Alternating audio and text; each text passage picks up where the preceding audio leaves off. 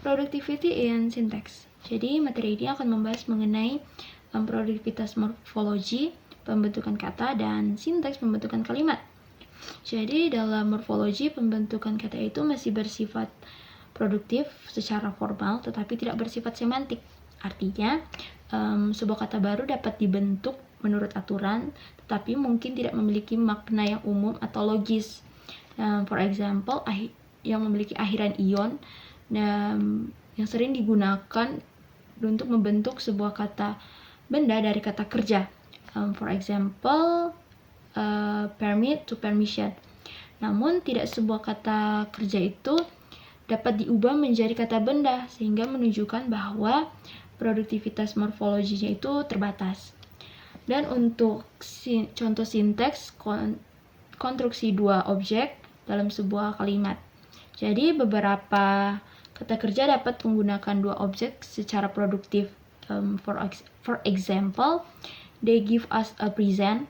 Namun tidak semua kata kerja dapat digunakan dengan pola yang sama, sehingga membuat kalimat ini tidak dapat diterima atau kurang produktif. For example, they donate us some picture. Kalimat ini tidak dapat diterima karena kata donate tidak sesuai dengan pola dua benda, berbeda dengan kata give yang lebih produktif dengan pola ini. Productivity in shape. There are two kinds of productivity in shape. The first is formal generality, and the second is the formal regularity.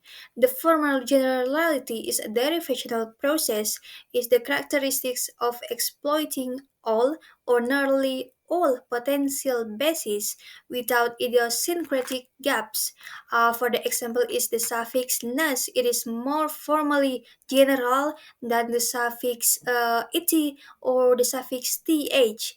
This suffix ness is formally general in the sense that when attached to most adjective, it results an abstract noun which is either in common use. For example, in the word richness, it is a noun. It is came from rich, an adjective plus the suffix ness. And the next is the formal regularity. The formal regularity is a derivational process that characteristic of kind of base to which the process can apply the the relatively precisely specified. The suffix "ness" is also formally regular because can specify the sort of structure an adjective that must have in order to be a possible base for it. For the example, in the word longness, it is came from long adjective plus the suffix "ness." This section discusses about productivity in meaning semantic regularity. It explains how word formation can be predictable in terms of its meaning. This means that certain ways of forming new words can produce words whose meaning are easy to guess. For example, adding the suffix ness to adjective like happy to happiness creates a noun meaning that the state of quality of the adjective. The section highlights although words formation is often regular, there are also limits where some words may not fit in the predictable patterns. It uses examples to show how semantic rules apply and how they sometimes face exception due to language usage or history. Now I'm going to explain an interesting concept in language semantic blocking. So let's break it down into an explanation. First, what is semantic blocking? It occurs when existing words in the language prevent the creation of new words with the same meaning. Even if forming a new word is morphologically possible, it's still blocked because there's already a well-established term that covers the meaning. So let me explain this with some examples. The first example is curiosity versus gloricity. While we have curiosity, the noun form of curious, we don't say gloriosity as the noun form of glorious. Instead, we use glory.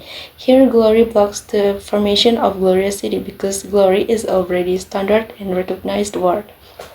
Another example is with the phrase despite the, we might expect a noun form like despisement derived from despise, but this doesn't occur. Instead, we use contempt. In this case, contempt blocks the use of despisement as a noun.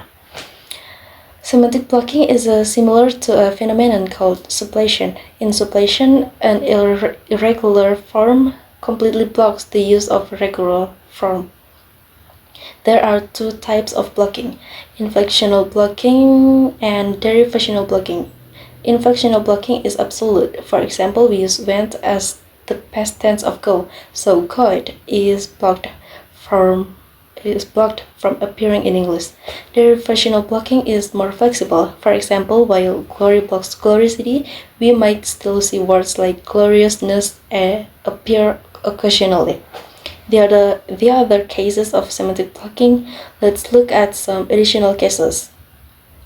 The adverb fastly is blocked by existing word fast. Even though it might be morphologically possible to form fastly, English speakers prefer using fast as both an adjective and adverb. For describing qualities, we use height instead of heightness when talking about physical measurements. The word heightness is reserved for a different meaning, little of respect, so height blocks its use in context. So in conclusion, semantic blocking happens when existing words prevent new words with similar meanings from being formed, even if they could be morphologically created. Understanding semantic blocking helps us see why certain words in English don't develop or become widely used, ensuring language remains clear and efficient. That's all. Productivity is in compounding according to my understanding. Productivity is compounding is the process of creating new words by combining two or more words. It makes communication shorter and clearer. For example, the words basketball comes from basketball and ball, making it more efficient than saying a ball for playing basketball. Now, I'm going to explain something interesting about English productivity in noun-noun compounding. Let's break it down into the explanation.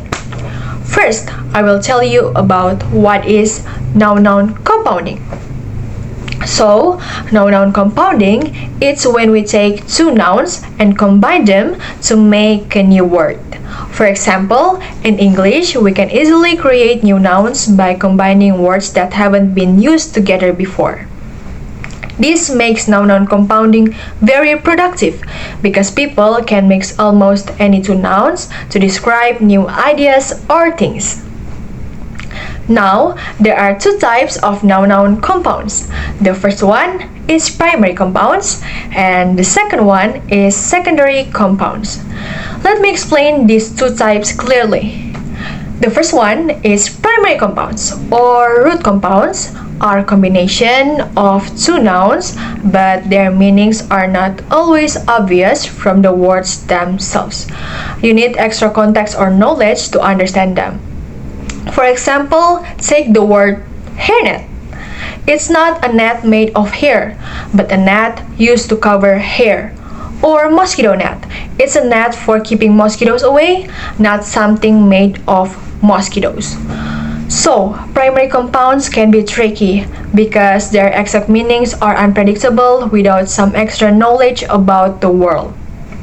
On the other hand, secondary compounds or synthetic compounds have a much clearer connections between the two nouns.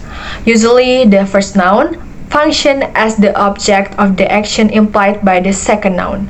For example, in hair restorer, the action is restoring and hair is the object. It clearly means something that restores hair.